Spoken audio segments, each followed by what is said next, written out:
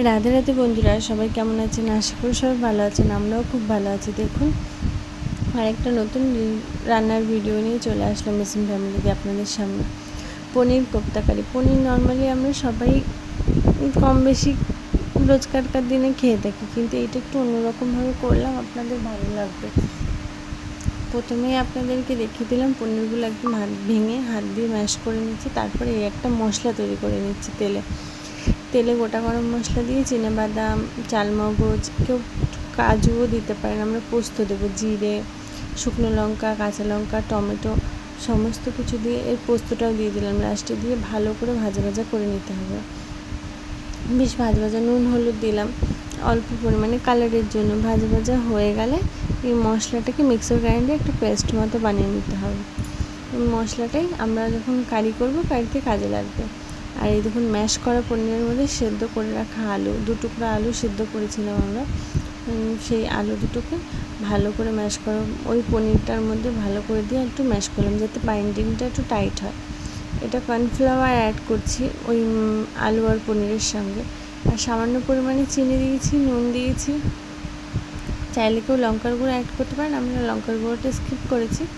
সামান্য একটুখানি জিরের গুঁড়ো আর একটু গোলমরিচ গুঁড়ো অ্যাড করেছিলাম, করে ওটাকে সুন্দর করে মেখে নিয়েছি। মেখে এরকম বল বল আকারে করে হাতে তৈরি করে নিয়েছি।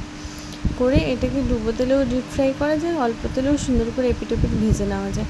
আমরা গোল গোল করে বেশ মিডিয়াম তেল দিয়ে, সাদা তেল দিয়ে ভেজে নিয়েছিলাম।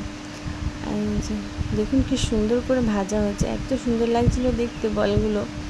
এটা যে পনিরের অন্যরকম একটা টেস্ট লাগে। পনিরটা সবাই নর্মালি আমরা খেয়ে থাকি, আর এইটা একটু অন্যরকম মশলাদার পনিরও বলা যায়, আবার পনিরের কোপ্তাকারিও বলা যায়। আশা করি সবাই একবার করে বানাবেন এবং কেমন লাগলো জানাবেন আমাদেরকে। এবার পাশে একটা কড়াইতে তেল গরম করে জিরে ফোড়ন, শুকনো লঙ্কা, তেজপাতা ফোড়ন দিয়ে দিয়েছিলাম। আর যেহেতু ওই মশলাটার মধ্যে আদা অ্যাড করিনি, তাই এই মশলাটা আবার আদা দিয়ে দিয়েছিলাম। আদা তো এখানে দিয়ে এবার আদা, একটু জিরে বাটা, একটু গোলমরিচ বাটা দিয়ে, আর ওই যে মশলাটা মিক্সার গ্রাইন্ড করে ওই মশলাটা আর কাশ্মীরি লঙ্কা দিয়ে ভালো করে নাড়াচাড়া করে অল্প জল দিয়েছিলাম। জল দিয়ে বেশ সুন্দর করে মাখো মাখো করে নাড়াচাড়া করে নিয়েছিলাম, যাতে মশলার কাঁচা ভাবটা না থাকে। আর সুন্দর বেশ নাড়াচাড়া করা হলে অল্প, দেখুন কি সুন্দর তেল ছেড়ে দিয়েছি। এবার সামান্য পরিমাণে গরম জল অ্যাড করব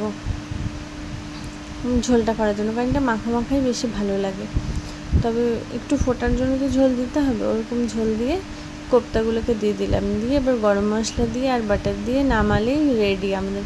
এগুলো দিয়ে বেশিক্ষণ ফোটাবেন না, ঝোলটা হয়ে আসলে এগুলো দেবেন, কারণ কোপ্তাগুলো নাহলে ভেঙে যাওয়ার ভয় থাকবে। দেখুন, গরম ভাতে পরিবেশন করে এত সুন্দর নিরামিষ রেসিপিটা লাগবে। আর এটা নর্মালি আমরা নিরামিষ দিনে বানিয়ে খেতে পারি, এত টেস্ট লাগবে। দেখুন পুরো রেডি আমাদের গরম মশলা বাটার দিয়ে খাওয়ার জন্য। সবাই প্লিজ ভালো লাগলে পাশে থাকবেন, লাইক কমেন্ট শেয়ার করে যাবেন চ্যানেলটাকে। Tata, by.